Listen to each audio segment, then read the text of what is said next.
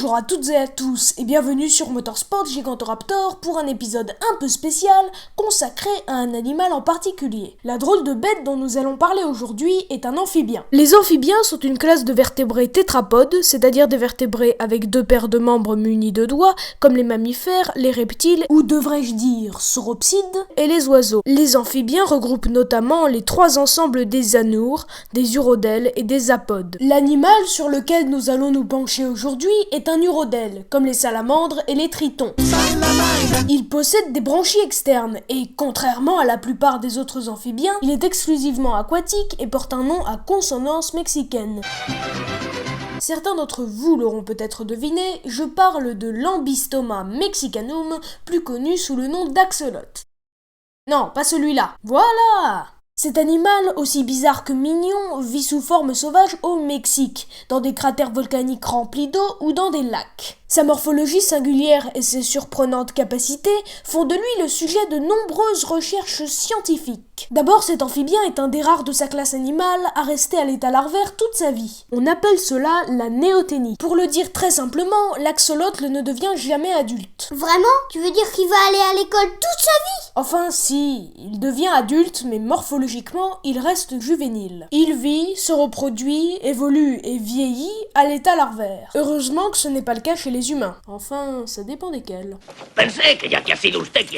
Par exemple, ici vous voyez une larve de triton et un axolotl. La ressemblance est frappante, mais un seul des deux va beaucoup changer. C'est le triton.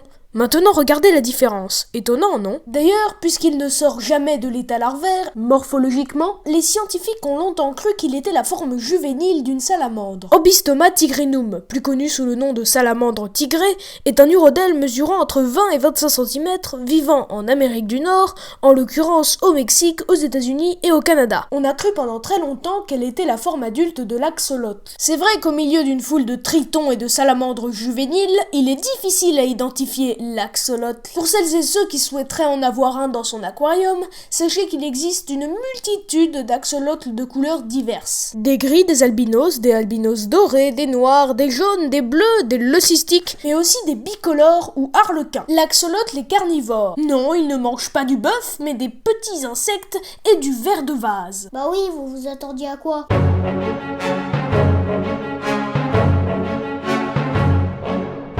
Cet amphibien se reproduit à l'état naturel au printemps et pond entre 100 et 300 œufs. 100 petites larves toutes mignonnes, éternellement larves et éternellement cannibales. Il est donc nécessaire, si vous avez l'intention de créer une grande ferme à axolotl, de séparer les petits dans des bocaux distincts. En vérité, le plus intéressant chez l'axolotl, c'est son extraordinaire capacité à pouvoir régénérer n'importe quelle partie de son corps. Un œil, une patte et même une partie de son cerveau. Bon, ok, j'exagère un petit peu. Toutes les parties de son corps ne se régénèrent pas, et c'est assez rare quand ça marche pour le cerveau. De plus, ça prend plusieurs mois pour se régénérer, et ça ne marche que chez les individus en bas âge. Mais l'axolotl reste l'un des animaux dont la morphologie et les capacités sont des plus étonnantes. Malheureusement, l'espèce est à l'état naturel en voie de disparition, à cause de la pollution qui souille les eaux où il a l'habitude de vivre. On peut disparaître avant d'être un adulte? Être enfant, ce n'est pas être immortel?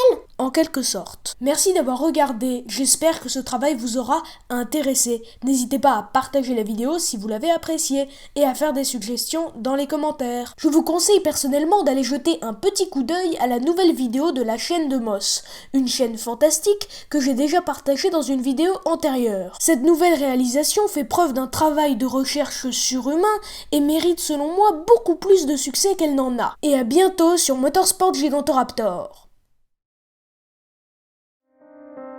I used to be an axolotl, I did what axolotls do.